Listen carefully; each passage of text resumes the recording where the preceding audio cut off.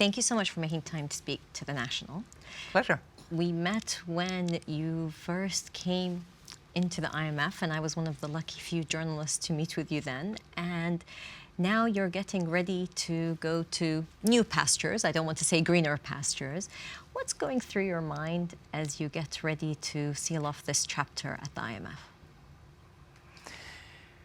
Well, as is always the case when you change direction, you look at what you've done and you miss already the friends that you have teamed up with. And you look at the future with a bit of anxiety, a lot of excitement as well. So it's that combination of sadness to leave and excitement to go over there, back to Europe, and to try to help. What do you know today that you wish you knew on your first day starting at the IMF? You know, when I started 8 years ago, I thought it was going to be smooth sailing in much calmer waters than what I eventually discovered. First of all, when I joined the IMF, we had to collectively make an effort to team up, to work together, to look together in the same direction. Mm-hmm. And suddenly, the European sovereign debt crisis erupted. Mm-hmm. It was literally a month and a half after I had joined. So we had to very rapidly focus on countries like Ireland, Portugal, Cyprus, Spain, the banking sector, Greece, of course, that was developing, and many other countries around the globe. Because in those 8 years, we have helped 90 countries with programs. You reference, of course, the European countries that went through the debt crisis, but there was also the international financial crisis that then came all together. And in what ways do you think that shaped your legacy in how you dealt with the crisis, how the world came together to deal with that crisis? I think the financial crisis taught us, and certainly taught me, that it is by cooperating, it is by including, it is by facing collective hardship that we actually came out of the crisis and managed to avoid that recession turned into a Great Depression. That we managed to avoid altogether. Do you think those lessons are still fresh in people's minds, or a decade later we see less international cooperation? I think we tend to forget over the course of time, and we tend to forget how difficult it was in those days, right after the financial crisis. It's more than 10 years ago, and while 10 years ago there was a strong cooperation, there was a strong determination that no product, no market, no player would be not supervised, not regulated. The financial sector would have to be better capitalized and stronger and more crisis resistant. These things fade, and those players who were critically important have either retired, gone away, and we forget. So I think one of my jobs, because I'm a veteran in that field now, is to constantly remind those new Turks that a crisis can be around the corner, and that sustainable growth, balanced growth, solid growth is critically important, as is important that it be inclusive. I want to ask you about inclusive growth, but before we go there, I want to ask how, as an institution, you think the institutional memory of the IMF has retained those lessons from the financial crisis as an institution. It's the business of the IMF to deal with crisis. And the beauty over the last 75 years is that it has learned along the way from the immediate after-war drama to the decolonization, to the breakup of the Soviet Union, to the Latin American crisis, to the Asian crisis, to the global financial crisis. Every step of the way, the IMF is learning. you know, if there is one learning that I take away myself, is that behind the numbers, behind the macro situation, which of course is critical, we have to look at the people. We have to understand what it means for them individually, whether you talk about a family or whether you talk about a small enterprise or whether you talk about a large corporate account. We all have to appreciate that what we do is actually going to affect people individually. Because that's often lost when we talk about big policy ideas. You know, we may talk about austerity or subsidies, or we speak in figures. Yeah. Often that human touch is not necessarily there. So how do you personally remind yourself of that? I think it's something that I care about personally, and I'm very, very proud that we have now adopted guidelines in few areas that were not really necessarily on the IMF page. Guidelines about governance, about the fight against corruption, guidelines about social spending and how there should be sufficient social safety net to protect the most vulnerable people, even when a program has to restore the financial situation of a country, which necessarily means either raising revenue or cutting spending, and sometimes a combination of both. I think that those are achievements that I hope will survive me and will be part of my legacy. I want to ask you, I mean, part of that, there is a change of tone from the IMF that you brought about, that is about remembering that it's about the people who are impacted by these policies. You mentioned that's one of the achievements that you're proud of. What other achievements do you feel most proud of in your time at the IMF and what you've done as managing director? Well, I'm proud to have brought the woman into the equation. And to have convinced my board members who represent the international community that women matter and that their contribution to the economy can be substantial and needs to be accommodated. When I look at the work that we've done jointly with the World Bank, actually, in terms of discrimination, inequality, in terms of opportunities, in terms of legal environment, I think we've put the finger where it hurts. And without really naming and shaming, we've at least identified those countries where a lot of work needs to be done in order to have, you know,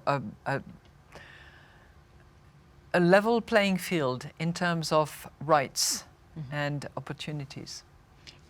And of course, there remains a lot of work to be done there. So well, there's plenty of work that needs to be done when it comes to women's rights and equality of opportunity, yes. So what do you think is the next benchmark? You know, we've had people speak about having quotas on boards. We've heard about, you know, how you enable women to get into more of the labor markets and workforce participation, which you've really championed here at the IMF. What more can be done that's tangible, that governments, policymakers can focus on? You know, I've often referred to the 3 L's. Learning, so that's education, starting from the early years. It's labor. Labor market has to be accessible and made equal between men and women. And leadership. There has to be space for women leaders to accomplish themselves and to demonstrate their talent. So the 3 L's have to be sort of strengthened and built. It's going to be different from country to country. But on those 3 key principles, there has to be progress. And personally for you, you know, you're one of the most recognizable women on the face of the planet. You're often in the That's list. because of my hair. Yes, your style helps, your style helps. But, you know, and being on the list of the most powerful and so forth, you know, do you think the fact that you were a woman made you stand out? And what advice would you give to younger women, whether they're just beginning in their careers or they're currently studying, who are hearing you speak now? What advice would you give them? Well, first of all, I think it's an obligation of a woman in a position of responsibility to stand out and to stand up for the values that she believes in. And I would hope that all women would stand for other women, critically important. I would say to young women, you know, have confidence in what you can achieve.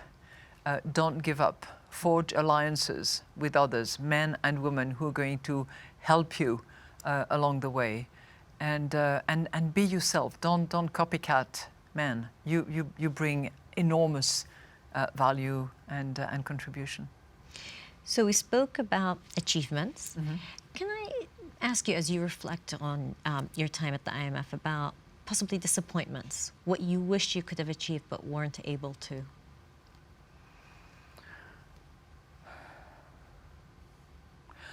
You know, as I leave the institution, I wish I had been able to deliver on what we call the 15th review of quota. It sounds all very jargonic, but it means essentially strengthening financially the institution, even more so than I had, and making sure that there is a better allocation of voices and shareholding between the membership in order to reflect the actual economic landscape as it is. For an institution like the International Monetary Fund to be credible, to be reliable, to be expected, it has to represent the international community. And it does to a large extent. There is, you know, a large number of members, 189, that's huge. But their weight in the organization could be adjusted, should be adjusted going forward in order to strengthen its credibility. So on that front, I wish I could have done better. And that's an issue for many of the international organizations that we have that were born out of the collapse that the world suffered from the Second World War. And so there was the conversations about the UN and the UN Security Council, the World Bank, the IMF, Bretton Woods institutions. And so in some ways, but as we see more nationalism flaring up in the world, there's questions not only on cooperation, multilateralism, but even these institutions are being questioned. So how can they get through this period of a rise of nationalism? I think you can only ask from an institution what it can give. And I think on that front, the IMF is really performing quite well. Not because of me, not because of people, but because of the way it was built in the first place by the founding fathers. The way in which it operates with weighted voting, the way in which it is determined by the size of the economic players could be improved, but it's heading in that direction, and there's a mechanism inside that helps adjust constantly, you know, to make sure that China is better represented, to make sure that European countries have a size that is tantamount to their contribution to the global economy, and so on and so forth. So, be that as it is, globalization, international trade, the transformation that technologies bring about is not attributable and is not going to be fixed by multilateral institutions. It will be attributable and fixable at the domestic levels, because that's where governments are elected or designated or appointed or whatever. But that's where the budgets lie. That's where domestic policies are identified. That's where the losers and the winners have to be, equalized in some shape or form, or at least inequality reduced. A multilateral institution is not going to fix that. And I think that we have to come to realize that it's a combination of the national imperative and the international solutions. But it's bringing the two together that will actually address issues such as terrorism, such as money laundering, such as corruption around the world, such as financial flows, such as migration of disease and viruses, and on, climate change, obviously, which are global challenges and global issues. On social inclusion and tackling corruption, these are ills that many countries in the world face, including countries in the Middle East. Yeah. And so I want to ask you about, can the current systems that we have at play actually tackle the problem of exclusion, be able to be reformed enough to allow for social inclusion? Let me give you a couple of examples. In the financial sector, for instance, there were countries where those who had access to banks, those who could transact, were very few. and then suddenly technology broke through. And you have suddenly in Kenya, for instance, M-Pesa, which enables multiple people who were excluded from the markets, who were excluded from banks, to suddenly transact and operate financially in a safe environment. That's an example of how technology breakthrough plus a good understanding by the policymakers precipitated inclusion without everybody anticipating it. So those kinds of development give hope. The fact that by including women in the workforce, you generate a higher, stronger, more stable economy, that also should precipitate changes and will in the course of time. It's been an important part of the development of the Middle East to think about the inclusion of women in the workforce, but also to think about social safety nets as subsidies are raised. One of the big issues facing countries laden with debts, whether it's countries like Lebanon, Jordan, Iraq, others, to think about how to lift subsidies, but also deal with the political volatility that could happen. And on the same hand, try to change some cultural norms as more and more women join the workforce. So what do you advise policymakers who are taking on these tough decisions at a time when politically it's quite volatile? I would say two things. One is those processes need to be thought through. It cannot happen just overnight. It takes time. And the process will necessarily start with who are the most vulnerable? What kind of safety net do we provide? How do we target them so that they have the benefits when we do the bigger change of removing subsidies? Will that safety net be accessible? Will that be easy to operate? Will they get the money, or will they get the vouchers, or will they get cash in the bank? And how practical will that be? I would say that that is step number one. Step number two, look at how subsidies can be removed over what period of time, who are the most likely to suffer, which hopefully you have taken care of with step one of the process, who are going to be the most vocal without necessarily being the most vulnerable, and how do you deal with that, and how do you communicate along those lines.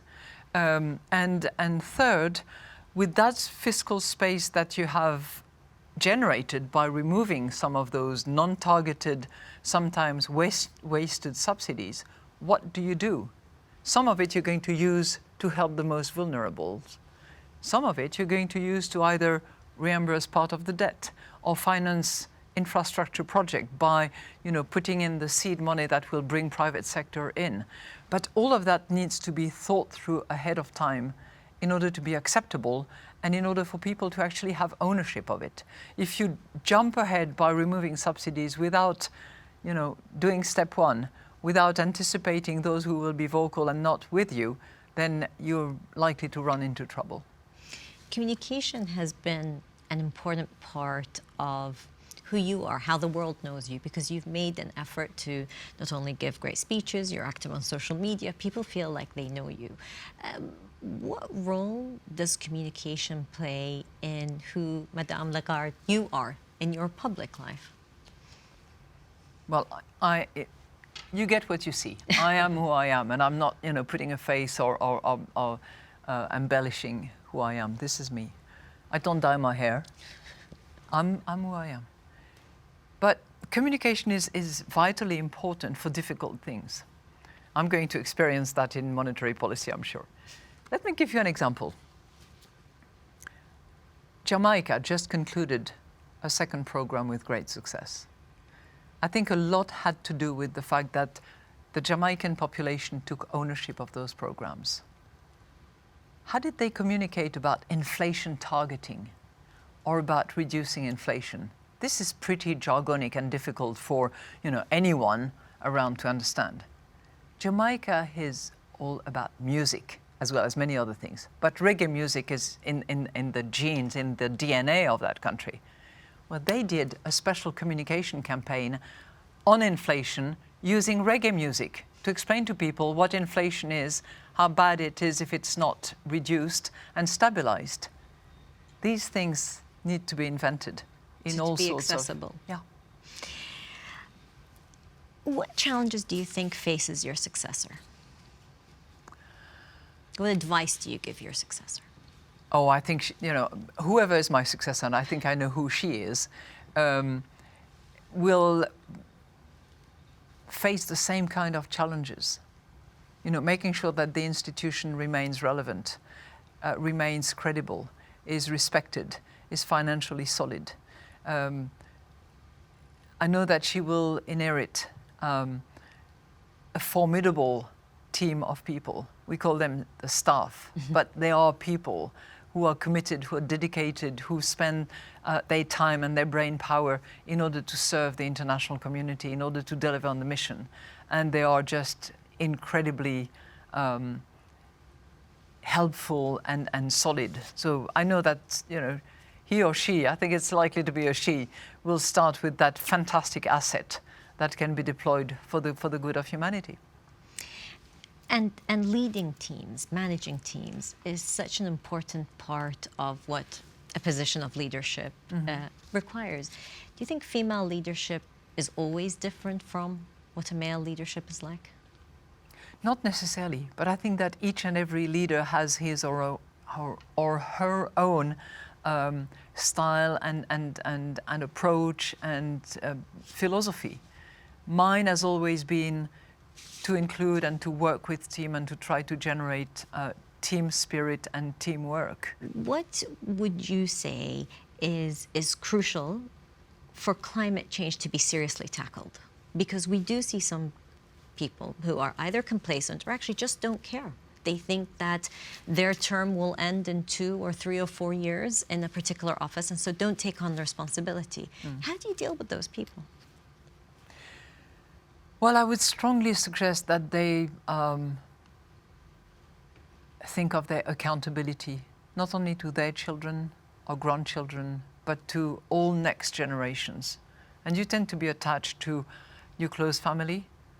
Well, I don't think that they would want their great-grandchildren to think of them as not having tried as hard as possible to transfer, a good environment, a good planet, and a climate that can, keep us healthy and safe. I think that would be my point number one. Point number two, the world will belong to the young people who march the streets of the cities of our world at the moment, arguing that we're not doing enough. And we have responsibility towards them, and we should listen to what they have to say. And I'd say point number three, for those who are the most reluctant and the most cynical and skeptical, even if there was only a 10 percentage point, a 10% probability that all these threats actually be true, is it not worth making sure that that probability never ever becomes reality? I think that's a very important point to be raised globally, but I want to end our conversation on the Middle East. You visited the Middle East many times, and I'm sure you will continue to visit, even though you will be in Europe, but I'm sure you will still find reason to visit. What do you take away? What moments moved you most on your trips to the Middle East? And what do you hope for the region, especially given that it has one of the youngest populations in the world, but also has one of the highest statistics for unemployment among young people in the region? I have on my mind those moments that I had with Tunisian women at the time when they were working on the constitution and fighting for their rights and had the courage to stand for their views and opinions. I have on my mind moments that I spent with students in universities in Abu Dhabi, but in other places as well, of young people full of enthusiasm and determined to contribute to their country. and who were wondering whether it was better to become an entrepreneur, to start a business, or to join the civil service. And to whom I said, please be an entrepreneur. You don't have to join the civil service. And no disrespect to civil service, but this is not necessarily the outcome that you will want and that will satisfy you, nor where the economy is going to take you. I have lots of memories of the Middle East. I want to ask you about your visit to Zaatari camp. Yeah. Because also one of the issues that we deal with is displacement and refugees in the region. So on your visit to Zaatari camp and since then, what are your thoughts on how the refugee crisis impacted not only the region, but you personally, when you went and actually saw how people were having to deal with these political crises, but have a very lasting impact on people's everyday lives? Well, first of all, I had huge respect for Jordan and for the way in which it was welcoming and trying to organize as well as possible the situation of refugees, and had done for many, many years. Because it's not a recent phenomenon. A lot of Palestine refugees have settled in Jordan and have tried to, rebuild their lives there. The Zaatari camp, certainly helped me understand how women were the first and primary victims of those war and conflict situation. And I remember this Syrian woman whose family had died, and who was sitting in that little tent with her, I think she had one daughter left, and she was explaining to me that she was desperate to go back to her country, to go back to Syria. And I said to her, well, why would you want to go back to Syria? Because you just told me that everybody had died, that your house had been destroyed, and that you had nothing left there. And she took a little bit of sand from the ground, and she touched it and she said, this is not my land, and I want to go home. On that note, I want to thank you very much for being engaged with the media in your tenure at the IMF, but also for being engaged with the Middle East and the issues of the Middle East. Any final words before we close this interview? I will come back to the Middle East in whichever position I am, because I love this part of the world. We look forward to welcoming you back. Thank you very much. Thank you.